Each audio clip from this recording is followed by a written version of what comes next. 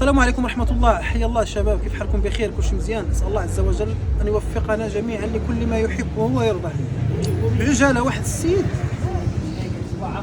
جابته واحد الأخت بين قوسين في واحد البرنامج، نط عليا الفيديو ديالو. وهذا الرجل كان لحية وكان شيخ وكان داعية، وقال لها كان عندي أتباع وكان عندي كذا. ومشى في الأمر قال لها ودي أنا راه كنت متزمات وكانوا عندي بعض الهوايات تنمارسهم في الخفاء وتنحاول نبين للناس داكشي اللي بغاو يشوفوا مني. نسأل الله السلامة والعافية. هذا الرجل راه انتكس. هو بعض الناس يقولوا عليه ارتد، ولكن ما عندي هذه الكلمة صعيبة وقصحة، لأن بين قوسين ردوا البال الشباب. ما عمرك تقول على شي واحد راه كفار ارتد، وهذا راه كلام خطير. علاش؟ النبي صلى الله عليه وسلم قال لك الا قلتي شي واحد كافر فليبوء بها احدهما، واحد فيهم راه كافر. لما كانش هو بتكون انت. اذا هذه القضيه نتاع تحكم على شي واحد بشي حاجه، الحكم من تيكون؟ القاضي الشرعي.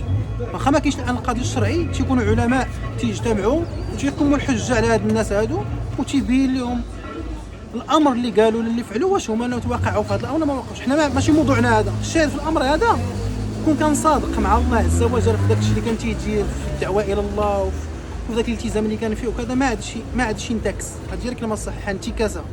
ودابا نسال الله السلامه. شوف يوجه ونقول لي انا بين قوسين الا شاف هذا المقطع، شوف يوجهك في المرايه بالله عليك وشوف كي كنتي. كان جميل وكان تبارك الله واحد السمت وكذا. دابا نسال الله السلامه والعافيه. يشعروا بعدا ما خلا ما دار ليه باش يتقاد ما بغى يتقاد ليه، تيضل صيف هذيك القوي ديما والو لازم لا مجي مكري تنقولوا حنايا. علاش جبدتو؟ قال لهم كنت نتخفى على الناس داكشي اللي بغيت ندير. علاش بغيتي تبين لهم المعاصي ديالك؟ دابا انا نتكلم معكم نبي ما تنديروش حتى خطا، بالعكس كنديروا الله يسمح لنا اخطاء وتنوقعوا في ذنوب، ولكن تنتوبوا الله عز وجل.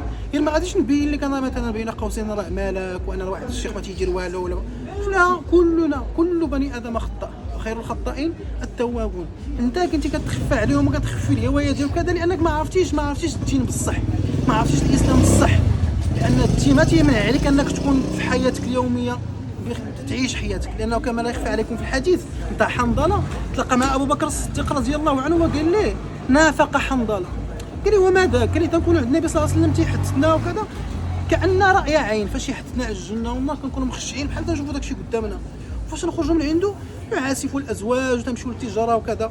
ويقول لي ابو بكر رضي الله عنه وكذلك اشعر. يلا مشيو عند النبي صلى الله عليه وسلم، مشاو عنده عاودوا له. قال لهم النبي صلى الله عليه وسلم والله لا بقيتوا كيف كتكونوا عندي لصافحتكم الملائكه في الطرقات، ولكن ساعه وساعه، ساعه وساعه. بمعنى هاد ساعه وساعه والانسان سيخرج ويتمتع في الحياه وياكل ويشرب ويخدم ويصور رزقه الحلال وكذا، وفي نفس الوقت فاذا فرغت فانصب. في نفس الوقت تسالي كنمشي تعبد الله، تقرا القران، ذكر الله هذاك في كل لحظه. شي واحد تيقول لك شويه ربي شويه العبد. لا، ان صلاتي ونسكي ومحياي ومماتي لله رب العالمين. حياتنا كلها لله، انما خصنا غير نوزنوا الامور.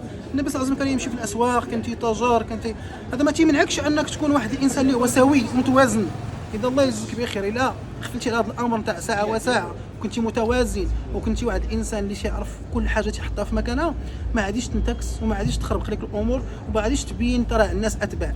هاد الاتباع ديال الفيسبوك وهاد الفسابيكا واليوتيوب كيف خلاها شيخنا الله يجزيه بخير بحال شوفوا فقاعه الصابون.